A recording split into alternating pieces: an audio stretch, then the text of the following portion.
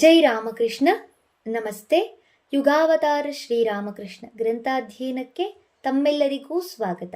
ಸಂಚಿಕೆ 137, ಅಧ್ಯಾಯ 90. ಎಷ್ಟು ಮತ ಅಷ್ಟು ಪಥ. ಶ್ರೀರಾಮಕೃಷ್ಣರು ಏಸುಕ್ರಿಸ್ತನನ್ನು ಆರಾಧಿಸಿ ಸಾಕ್ಷಾತ್ಕರಿಸಿಕೊಂಡ ಈ ಪ್ರಸಂಗ ಅವರ ಲೀಲಾಮಯ ಜೀವನದಲ್ಲಿ ಅತ್ಯಂತ ಮಹತ್ವಪೂರ್ಣವಾದದ್ದು. ಅವರ ಅವತಾರೋದ್ದೇಶವನ್ನು ಪರಿಪೂರ್ಣಗೊಳಿಸುವಲ್ಲಿ ಇದಕ್ಕೊಂದು ವಿಶೇಷ ಸ್ಥಾನವಿದೆ. ಹಾಗೆ ನೋಡಿದರೆ ಶ್ರೀರಾಮಕೃಷ್ಣರು ಈ ಸಾಧನೆಯನ್ನು ಕೈಗೊಂಡುದೇ ಆಕಸ್ಮಿಕವಾಗಿಯೋ ಎಂಬಂತೆ ತೋರುತ್ತದೆ. ಅವರಿಗೆ ಕ್ರಿಸ್ತನ ಜೀವನದ ಹಾಗೂ ಕ್ರೈಸ್ತ ಧರ್ಮದ ಪರಿಚಯವಾದದ್ದು, ಆ ಕುರಿತಾಗಿ ಅವರಲ್ಲಿ ಆಸಕ್ತಿ ಮೂಡಿದ್ದು, ಅದರ ಪ್ರಕಾರ ಸಾಧನೆ ಮಾಡಬೇಕೆಂಬ ಪ್ರಬಲೇಚ್ಛೆ ಉದಿಸಿದುದು ಮತ್ತು ಆ ಇಚ್ಛೆ ಈಡೇರಿ ಅವರು ಕೃತಕೃತ್ಯರಾದದ್ದು ಇವೆಲ್ಲವೂ ಕೆಲವೇ ದಿನಗಳ, ಹೆಚ್ಚೆಂದರೆ ಕೆಲವು ವಾರಗಳ ಅವಧಿಯಲ್ಲಿ ನಡೆದು ಹೋಯಿತು. ಇಂಥದೊಂದು ಸಂಗತಿ ನಿಜಕ್ಕೂ ನಡೆಯಲು ಸಾಧ್ಯವೇ ಎಂಬ ಪ್ರಶ್ನೆ ನಮ್ಮಲ್ಲೆದ್ದರೆ ಅದು ಸಹಜವೇ. ಕ್ರೈಸ್ತರಾಗಿಯೇ ಹುಟ್ಟಿ ಬೆಳೆದು ಶ್ರದ್ಧಾಭಕ್ತಿಗಳಿಂದ ಆ ಮಾರ್ಗದಲ್ಲಿ ಮುಂದುವರಿದ ಸಾಧಕರಿಗೇ ಆದರೂ ಹಾಗೆ ಅಷ್ಟು ಬೇಗನೆ ಯಶಸ್ವಿಗಳಾಗಲು, ಕೃತಾರ್ಥರೆನಿಸಿಕೊಳ್ಳಲು ಸಾಧ್ಯವೇ? ಅಂಥದೊಂದು ಸಂಗತಿ ದುಸ್ಸಾಧ್ಯವೆಂದೇ ಹೇಳಬೇಕಾಗುತ್ತದೆ. ಆದರೆ ಇಲ್ಲಿ ನಾವು ವಿಚಾರ ಮಾಡುತ್ತಿರುವುದು ಯಾವ ವ್ಯಕ್ತಿಯ ಕುರಿತಾಗಿ? ಶ್ರೀರಾಮಕೃಷ್ಣ ಪರಮಹಂಸರ ಕುರಿತಾಗಿ. ಅವರ ಜೀವನವನ್ನು, ಅವರ ವ್ಯಕ್ತಿತ್ವವನ್ನು, ಅವರ ಮಾನಸಿಕ ಆಧ್ಯಾತ್ಮಿಕ ಹಿನ್ನೆಲೆಯನ್ನು ನಾವು ಮರೆಯುವಂತಿಲ್ಲ. ಅತ್ಯಂತ ಕಷ್ಟ ಸಾಧ್ಯವಾದ ತಾಂತ್ರಿಕ ಸಾಧನೆಗಳಲ್ಲೂ ಮತ್ತೂ ಕಠಿಣವಾದ ಅದ್ವೈತ ಮಾರ್ಗದಲ್ಲೂ ಕೃತಕೃತ್ಯರೆನಿಸಿಕೊಳ್ಳಲು ಅವರಿಗೆ ಹೆಚ್ಚೆಂದರೆ 3 ದಿನಗಳ ಅವಧಿ ಸಾಕಾಗಿರಲಿಲ್ಲವೇ? ಅವರ ಕ್ರೈಸ್ತ ಇಸ್ಲಾಂ ಧರ್ಮ ಸಾಧನೆಗಳಿಗೂ ಈ ಮಾತು ಅನ್ವಯವಾಗುತ್ತದೆ. ಇಲ್ಲಿ ಮತ್ತೂ ಕೆಲವು ಪ್ರಶ್ನೆಗಳು ಏಳಬಹುದು. ಶ್ರೀರಾಮಕೃಷ್ಣರಿಗೆ ಕ್ರೈಸ್ತ ಇಸ್ಲಾಂಗಳಂತಹ ಪರಕೀಯ ಧರ್ಮಗಳ ತತ್ವ ಬೋಧನೆಗಳನ್ನು ಅರಿಯಬೇಕು, ಅವುಗಳನ್ನು ಅನುಷ್ಠಾನ ಮಾಡಿ ಗುರಿ ಸೇರಬೇಕು ಎಂಬ ಇಚ್ಛೆ ಉಂಟಾದುದಾದರೂ ಹೇಗೆ? ಅದರಿಂದ ಅವರು ಯಾವ ಪ್ರಯೋಜನವನ್ನು ಹೊಂದಬೇಕಾಗಿತ್ತು? ನಿಜಕ್ಕೂ ಅದರಿಂದೆಲ್ಲ ಅವರಿಗೆ ಏನಾದರೂ ಲಾಭವಾಯಿತೆ? ಇವುಗಳಿಗೆ ಉತ್ತರ ಶ್ರೀರಾಮಕೃಷ್ಣರ ಮಾತುಗಳಲ್ಲೂ ಅವರ ಜೀವನದಲ್ಲೂ ಸ್ಪಷ್ಟವಾಗಿಯೇ ಇದೆ. ಮೊದಲನೆಯದಾಗಿ, ಅವರ ದೃಷ್ಟಿಗೆ ಯಾವ ಧರ್ಮವೂ ಯಾವ ಸಾಧನಾ ಮಾರ್ಗವೂ ಎಂದು ಪರಕೀಯವೆಂಬಂತೆ ತೋರಲಿಲ್ಲ. ಎಲ್ಲ ಮಾರ್ಗಗಳೂ ಸಾಧಕನನ್ನು ಒಂದೇ ಸತ್ಯದೆಡೆಗೆ ಕರೆದೊಯ್ಯುತ್ತವೆಯೇ? ಇದು ಓರ್ವ ಜಿಜ್ಞಾಸು ಸಾಧಕನಾಗಿ ಶ್ರೀರಾಮಕೃಷ್ಣರನ್ನು ಕಾಡಿದ ಪ್ರಶ್ನೆ. ಆದ್ದರಿಂದ ಮೊದಲು ಉತ್ಕಟ ವ್ಯಾಕುಲತೆಯೊಂದರ ನೆರವಿನಿಂದಲೇ ಜಗನ್ಮಾತೆಯನ್ನು ಸಾಕ್ಷಾತ್ಕರಿಸಿಕೊಂಡ ಅವರು ಅಷ್ಟಕ್ಕೇ ತೃಪ್ತರಾಗದೆ ತಮ್ಮ ಅರಿವಿಗೆ ಬಂದ ಪ್ರತಿಯೊಂದು ಮಾರ್ಗದಿಂದಲೂ ಆಕೆಯ ದರ್ಶನ ಮಾಡಲು ತವಕಿಸಿದರು. ಪ್ರಯತ್ನಪಟ್ಟು ಯಶಸ್ವಿಗಳಾದರು. ವಿವಿಧ ಕೋನಗಳಿಂದ ಸತ್ಯವನ್ನು ಕಾಣಬೇಕೆಂಬುದಲ್ಲದೆ ಬೇರೆ ಯಾವ ಲಾಭವೂ ಅವರಿಗೆ ಬೇಕಿರಲಿಲ್ಲ. ಅವರೇ ಒಮ್ಮೆ ಹೇಳುತ್ತಾರೆ, ಹೇಗೆ ಸಮುದ್ರದ ತೀರದಲ್ಲೇ ವಾಸಿಸುವ ವ್ಯಕ್ತಿಗೆ ಕೆಲವೊಮ್ಮೆ ಅದರ ಆಳದಲ್ಲಿ ಎಂತೆಂಥ ರತ್ನಗಳಿವೆ ಎಂದು ನೋಡುವ ಆಸೆಯಾಗುತ್ತದೆಯೋ, ಹಾಗೆಯೇ ನನಗೂ ಕೂಡ ಎಂದು.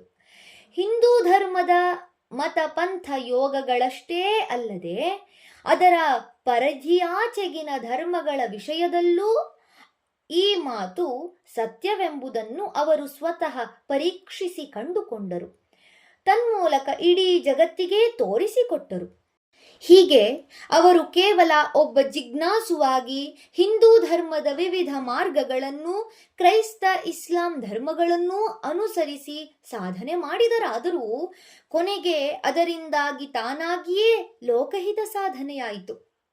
ಏಕಂ ಸತ್ ವಿಪ್ರಾ ಬಹುಧಾ ವದಂತಿ ಎಂಬ ವೇದೋಕ್ತಿಯನ್ನು ಜಗತ್ತಿಗೆ ಮನಗಾಣಿಸುವ ಅವರ ಅವತಾರೋದ್ದೇಶ ಈಡೇರಿತು. ಎರಡನೆಯದಾಗಿ, ಶ್ರೀರಾಮಕೃಷ್ಣರು ತಮ್ಮ ಜೀವನದಲ್ಲಿ ಏನೇನು ಮಾಡಿದರೋ, ಏನೇನನ್ನು ಸಾಧಿಸಿದರೋ ಅವೆಲ್ಲವೂ ಇತರರಿಗಾಗಿಯೇ ಎಂಬ ಅಂಶವನ್ನು ನಾವಿಲ್ಲಿ ಗಮನಿಸದಿರುವಂತಿಲ್ಲ. ಅವರು ನಾನಾ ಮತ ಪಂಥ ಧರ್ಮಗಳನ್ನು ಅನುಷ್ಠಿಸಿ ಸಾಧನೆ ಮಾಡಿದ್ದು ಲೋಕ ಶಿಕ್ಷಣಕ್ಕಾಗಿಯೇ ಎಂಬುದು ಮುಂದೆ ಅವರು ಸಾಧಕ ವರ್ಗಕ್ಕೆ ಮಾರ್ಗದರ್ಶನ ನೀಡುವ ವಿನ್ಯಾಸದಿಂದ ಸ್ಪಷ್ಟವಾಗಿ ವೇದ್ಯವಾಗುತ್ತದೆ. ಅವರು ಈ ವಿದೇಶೀಯ ಧರ್ಮಗಳನ್ನು ಅನುಸರಿಸಿ ಸಾಧನೆ ಮಾಡಿರದಿದ್ದಲ್ಲಿ ವಿಧರ್ಮೀಯರಿಗೂ ಅಧಿಕಾರವಾಣಿಯಿಂದ ಆಧ್ಯಾತ್ಮಿಕ ಮಾರ್ಗದರ್ಶನ ಮಾಡುವ ಸಾಮರ್ಥ್ಯ ಅವರಿಗೆ ಬರುತ್ತಿತ್ತೆ. ಎಷ್ಟು ಮತ ಅಷ್ಟು ಪಥ ಎಂಬ ಅವರ ಮಾತು ಸಾರ್ವಕಾಲಿಕವಾಗಿ ಸಾರ್ವತ್ರಿಕವಾಗಿ ಸ್ವೀಕೃತವಾಗಲು ಸಾಧ್ಯವಿತ್ತೆ. ಅಲ್ಲದೆ ಅವರ ಸಿದ್ಧಾಂತ ಸಂದೇಶಗಳ ವ್ಯಾಪ್ತಿ ಹಿಂದೂ ಧರ್ಮಕ್ಕೆ ಮಾತ್ರ ಮೀಸಲು ಎಂದು ಯಾರಾದರೂ ಅರ್ಥೈಸಿದರೂ ಸಹಜವೇ ಆಗುತ್ತಿತ್ತು. ಶ್ರೀರಾಮಕೃಷ್ಣರು ಕ್ರೈಸ್ತ ಇಸ್ಲಾಂ ಧರ್ಮಗಳ ಅನುಷ್ಠಾನ ಮಾಡಿದುದಕ್ಕೆ ಇನ್ನೂ ಕೆಲವು ಕಾರಣಗಳನ್ನು ಸುಲಭವಾಗಿ ಗುರುತಿಸಬಹುದು. ಮುಂದೆ ಎಂದರೆ ಇನ್ನು ಕೆಲ ಕಾಲದಲ್ಲೇ ಅವರ ಬಳಿಗೆ ವಿವಿಧ ಜಾತಿ ಕುಲ ಮತಗಳಿಗೆ ಸೇರಿದ ನೂರಾರು ಭಕ್ತರು ಧಾವಿಸಿ ಬರುವುದನ್ನು ಕಾಣಲಿದ್ದೇವೆ. ಅವರ ಆಪ್ತ ಶಿಷ್ಯರಾಗಲಿರುವವರೂ ಕೂಡ ಇಂತಹ ವಿವಿಧ ಹಿನ್ನೆಲೆಗಳುಳ್ಳವರು. ಅವರೆಲ್ಲರ ಸ್ವಭಾವ, ಮನೋಭಾವ, ಅಭಿರುಚಿ, ಸಾಧನಾ ಮಾರ್ಗ ಎಲ್ಲವೂ ಭಿನ್ನ ಭಿನ್ನ. ಅದರಲ್ಲೂ ಅವರ ಪ್ರಮುಖ ಶಿಷ್ಯರಾಗಲಿರುವವರೆಲ್ಲ ಒಬ್ಬಿಬ್ಬರನ್ನುಳಿದು ಸುಶಿಕ್ಷಿತರು, ಜಗತ್ತಿನ ವಿವಿಧ ಧರ್ಮಗಳ ಬಗ್ಗೆ ಓದಿ ತಿಳಿದವರು, ಪಾಶ್ಚಾತ್ಯ ಚಿಂತನೆಯ ಪ್ರಭಾವಕ್ಕೆ ಒಳಗಾದವರು, ತೀಕ್ಷ್ಣ ವಿಚಾರ ಬುದ್ಧಿಯ ತರುಣರು. ಸಹಜವಾಗಿಯೇ ಅವರೆಲ್ಲ ಕ್ರೈಸ್ತ ಮತ್ತಿತರ ಧರ್ಮಗಳ ಬಗ್ಗೆ ಗೌರವಾದರ ತಾಳಿದವರು. ಅಂತಹ ಶಿಷ್ಯರಿಗೆ ತಕ್ಕ ಗುರುವಾಗಬೇಕಾದವನ ಸಾಮರ್ಥ್ಯವೆಂಥದಿರಬೇಕು? ಮುಖ್ಯವಾಗಿ ಅವನೆಂತಹ ಅನುಭವಿಯಾಗಿರಬೇಕು. ಅಲ್ಲದೆ ಮುಂದೆ ಅವರ ಶಿಷ್ಯರೇ ಅವರ ಸರ್ವಧರ್ಮ ಸಮನ್ವಯದ ಸಂದೇಶವನ್ನು ಸಮಸ್ತ ಜಗತ್ತಿಗೆ ಸಾರಿ ಹೇಳಬೇಕಾಗಿದೆ. ಅದಕ್ಕೆ ಬೇಕಾದ ಅನುಭವದ ಹಿನ್ನೆಲೆ, ಆತ್ಮವಿಶ್ವಾಸ, ನೈತಿಕ ಶಕ್ತಿ ಎಂಥದು? ಆ ಶಿಷ್ಯರಲ್ಲಿ ಇಂತಹ ಗುಣಗಳೆಲ್ಲ ಸ್ಫುರಿಸುವಂತಾಗಲು ಶ್ರೀರಾಮಕೃಷ್ಣರು ಗೈದ ಈ ಬಗೆಯ ಸಾಧನೆಯೇ ಕಾರಣವೆಂದರೆ ತಪ್ಪಲ್ಲ. ಆ ಶಿಷ್ಯರು ಕೂಡ ಪ್ರಕಾಂಡ ಪಂಡಿತರೇ, ಅಸೀಮ ವಾಗ್ಮಿಗಳೇ. ಆದರೆ ಅವರೆಲ್ಲರ ಮೂಲಬಲ ಯಾವುದೆಂದರೆ ಶ್ರೀರಾಮಕೃಷ್ಣರ ಈ ಅನುಭೂತಿ. ಶ್ರೀರಾಮಕೃಷ್ಣರು ಬೌದ್ಧ ಧರ್ಮವನ್ನು ಅನುಷ್ಠಾನ ಮಾಡಿದ ಸಂಗತಿ ನಮಗೆ ತಿಳಿದು ಬಂದಿಲ್ಲ.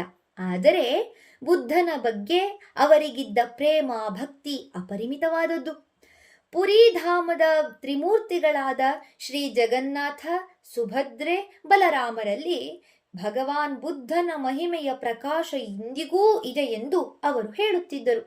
ಮುಂದೆ ಅವರ ಪರಮಭಕ್ತನೂ ಬಂಗಾಳದ ವಿಖ್ಯಾತ ಕವಿ ನಾಟಕಕಾರನೂ ಆದ ಗಿರೀಶ್ ಚಂದ್ರ ಘೋಷ್ ಬುದ್ಧ ಚರಿತೆ ಎಂಬ ನಾಟಕವನ್ನು ರಚಿಸಿದ. ಇದರಲ್ಲಿ ಭಗವಾನ್ ಬುದ್ಧನ ಲೀಲಾಮಯ ಜೀವನದ ಅತ್ಯಂತ ಹೃದಯಂಗಮ ಚಿತ್ರಣವಿದೆ. ಈ ನಾಟಕವನ್ನು ಸ್ವತಃ ಗಿರೀಶನೇ ನಿರ್ದೇಶಿಸಿ ಪ್ರದರ್ಶಿಸಿದ. ಶ್ರೀರಾಮಕೃಷ್ಣರು ಅದನ್ನೊಮ್ಮೆ ವೀಕ್ಷಿಸಿ ಮನಸಾರೆ ಆನಂದಿಸಿದರು. ಆ ಸಂದರ್ಭದಲ್ಲಿ ಅವರು ತಮ್ಮ ಭಕ್ತರೊಂದಿಗೆ ಬುದ್ಧನ ಕುರಿತಾಗಿ ಮಾತನಾಡುತ್ತಾ ಹೇಳುತ್ತಾರೆ, ಬುದ್ಧದೇವನು ಭಗವಂತನ ಅವತಾರವೆಂಬುದು ಖಂಡಿತ ಮತ್ತು ಅವನು ಸ್ಥಾಪಿಸಿದ ಮತಕ್ಕೂ ವೇದದ ಜ್ಞಾನ ಮಾರ್ಗಕ್ಕೂ ತತ್ವತಃ ಯಾವುದೇ ಭೇದವಿಲ್ಲ. ಶ್ರೀರಾಮಕೃಷ್ಣರು ಯಾವ ಮಾತನ್ನೇ ಆದರೂ ಸುಮ್ಮನೆ ಆಡಿದವರೇ ಅಲ್ಲ. ಆದ್ದರಿಂದ ಬುದ್ಧ ಬೋಧಿಸಿದ ತತ್ವವು ಹಿಂದೂ ಧರ್ಮ ಅದಾಗಲೇ ಬೋಧಿಸಿದ ತತ್ವಕ್ಕಿಂತ ಭಿನ್ನವಲ್ಲ ಎಂಬಂತಹ ಈ ಗಮನಾರ್ಹವಾದ ಮಾತನ್ನು ಕೂಡ ಅವರು ಸುಮ್ಮನೆ ಹೇಳಿರಲು ಸಾಧ್ಯವಿಲ್ಲ. ಅದರ ಸತ್ಯತೆಯನ್ನು ಅವರು ತಮ್ಮ ಯೋಗ ದೃಷ್ಟಿಯಿಂದ ಕಂಡುಕೊಂಡಿದ್ದಿರಬೇಕು ಎಂಬುದು ನಿಶ್ಚಯ. ಶ್ರೀರಾಮಕೃಷ್ಣರು ತಮ್ಮ ಜೀವನದ ಉತ್ತರ ಭಾಗದಲ್ಲಿ ಜೈನ ಧರ್ಮ ಪ್ರವರ್ತಕರಾದ ಮಹಾವೀರನೇ ಮೊದಲಾದ ತೀರ್ಥಂಕರರ ವಿಷಯವಾಗಿ ಮತ್ತು ಗುರುನಾನಕನಿಂದಾರಂಭಿಸಿ ಗುರು ಗೋವಿಂದ ಸಿಂಗನವರೆಗಿನ 10 ಸಿಖ್ ಗುರುಗಳ ಕುರಿತಾಗಿ ಹಲವಾರು ವಿಚಾರಗಳನ್ನು ಆಯಾ ಧರ್ಮಾವಲಂಬಿಗಳಿಂದ ಕೇಳಿ ತಿಳಿದರು. ಹಾಗೆ ತಿಳಿದಂತೆಲ್ಲ ಅವರಲ್ಲಿ ಆ ಧರ್ಮ ಪ್ರವರ್ತಕರ ಮೇಲೆ ವಿಶೇಷ ಶ್ರದ್ಧಾಭಕ್ತಿಗಳುಂಟಾದವು. ಅವರ ಕೋಣೆಯಲ್ಲಿ ಇತರ ಅನೇಕ ದೇವದೇವಿಯರ ಚಿತ್ರಗಳೊಂದಿಗೆ ಏಸುಕ್ರಿಸ್ತನ ಚಿತ್ರವೂ ಭಗವಾನ್ ಮಹಾವೀರನ ಒಂದು ಶಿಲಾ ವಿಗ್ರಹವೂ ಇದ್ದುವು. ಪ್ರತಿದಿನ ಪ್ರಾತಃ ಕಾಲ ಮತ್ತು ಸಾಯಂಕಾಲ ಅವರು ಆ ಎಲ್ಲ ಚಿತ್ರಗಳ ಮುಂದೆ ನಿಂತು ಭಕ್ತಿಯಿಂದ ಧೂಪ ಹಾಕಿ ನಮಸ್ಕರಿಸುತ್ತಿದ್ದರು. ನಾನಕನೇ ಮೊದಲಾದ 10 ಸಿಖ್ ಗುರುಗಳ ಬಗ್ಗೆ ಶ್ರೀರಾಮಕೃಷ್ಣರೆನ್ನುತ್ತಿದ್ದರು. ಅವರೆಲ್ಲರೂ ಜನಕ ಋಷಿಯ ಅವತಾರರು. ಮುಕ್ತಿ ಪಡೆಯುವ ಮುನ್ನ ರಾಜರ್ಷಿ ಜನಕನ ಮನಸ್ಸಿನಲ್ಲಿ ಲೋಕ ಕಲ್ಯಾಣವನ್ನು ಸಾಧಿಸಬೇಕೆಂಬ ಇಚ್ಛೆಯುದಿಸಿತು. ಆದ್ದರಿಂದ ಅವನು ಆ 10 ಗುರುಗಳ ರೂಪದಿಂದ ಜನ್ಮವೆತ್ತಿ ಸಿಖ್ ಧರ್ಮವನ್ನು ಸ್ಥಾಪನೆಗೊಳಿಸಿ ಅನಂತರ ಮುಕ್ತಿ ಹೊಂದಿದ ಎಂದು ನಾನು ಸಿಖ್ಖರಿಂದ ಕೇಳಿದ್ದೇನೆ. ಅವರ ಈ ಅನೇಕ ಮಾತು ಸುಳ್ಳಾಗಿರಲು ಕಾರಣವೇನೂ ಇಲ್ಲ. ಧನ್ಯವಾದಗಳು. ಇಂದಿಗೆ ಅಧ್ಯಾಯ 90 ಸಂಪೂರ್ಣವಾಯಿತು. ಮುಂದಿನ ಸಂಚಿಕೆಯಲ್ಲಿ ಹೊಸ ಅಧ್ಯಾಯವನ್ನ ಪ್ರಾರಂಭಿಸೋಣ. ಓಂ ಶಾಂತಿ ಶಾಂತಿ ಶಾಂತಿ. ಹರಿ ಓಂ ತತ್ಸತ್. ಶ್ರೀರಾಮಕೃಷ್ಣಾರ್ಪಣಮಸ್ತು. ಸರ್ವೇ ಜನ ಸುಖಿನೋ ಭವಂತು. ಜೈ ಶ್ರೀಮಾತಾ.